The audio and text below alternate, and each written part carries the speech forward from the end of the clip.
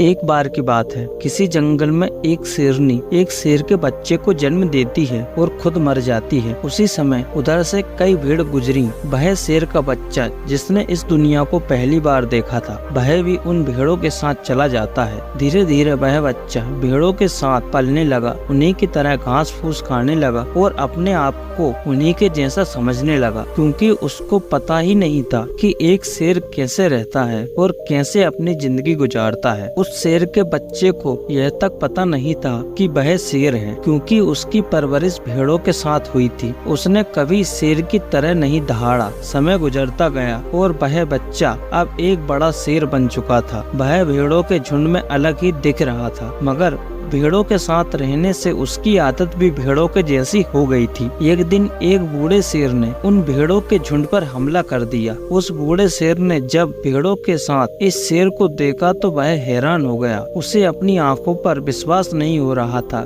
क्योंकि उसने कभी पहले ऐसा नहीं देखा था कि शेर भेड़ों के साथ घूम रहा है। यह देखकर उस बूढ़े शेर ने उस शेर से बात करने की सोची। उस बूढ़े शेर ने उन भेड़ों के झुंड पर हमला किया। उन भेड़ों के साथ यह शेर भी डरकर भागने लगा। थोड़ी दूर भागने के बाद उस बूढ़े शेर ने उस जवान शेर को पकड़ लिया और उससे कहा, अरे पागल, तू मुझे देखकर भाग क्यों रहा है? उस जवान शेर ने कहा, प्लीज मुझे छोड़ दो, मैं एक साधारण सा भेड़ हूँ, मुझे जाने दो। वह उस शेर से एक भेड़ की तरह डर रहा था। बूढ़ा शेर यह सुनकर हैरान हो गया और समझ गया कि इसके पीछे का क्या कारण है। फिर वह बूढ़ा शेर उस जवान शेर को एक नदी के पास लेकर गया। जवान शेर वहां से भागने की कोशिश कर रहा था, मगर बूढ़े शेर ने उसे नदी की तरफ धकेलते हुए कहा, अपने आप को इस पानी में देखो। नदी का पानी पूरी तरह शांत था। बूढ़े शेर ने उस जवान शेर से कहा, इस नदी में अपने चेहरे को देखो और मेरे चेहरे को देखो, अपने शरीर को देखो और मेरे शरीर को देखो। उस शेर ने डरते हुए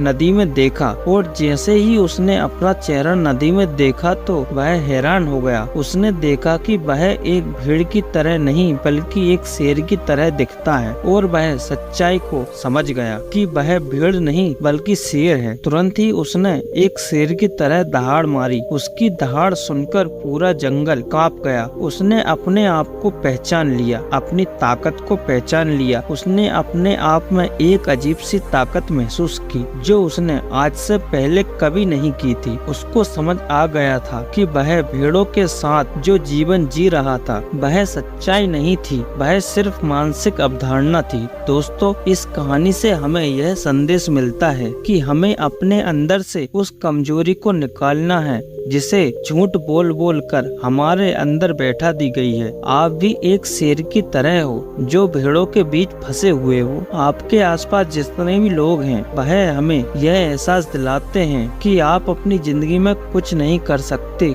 क्योंकि कहीं न कहीं आप भी उनके साथ रहकर उनके जैसे बन चुके हो। आपको इस भीड़ से अलग खड़े रहना है और अपनी शक्ति को पहचानना है। जिस दिन आप अपनी शक्ति को पहचान लोगे उस दिन सच में आप अपने आप को सबसे अलग बना लोगे और उस शेर की तरह आपको भी दहाड़ने से कोई नहीं रोक पाएगा। दोस्तों, उम्मीद करता हूँ यह कहानी आपको पसंद आई होगी। ऐसी ही और मोटिवेशनल वीडियो देखने के लिए हमारे चैनल RK जिज्ञान मोटिवेशन सब्सक्राइब जरूर करें। मिलते हैं आपसे एक और नई कहानी के माध्यम से। तब तक के लिए जय हिंद, जय भारत।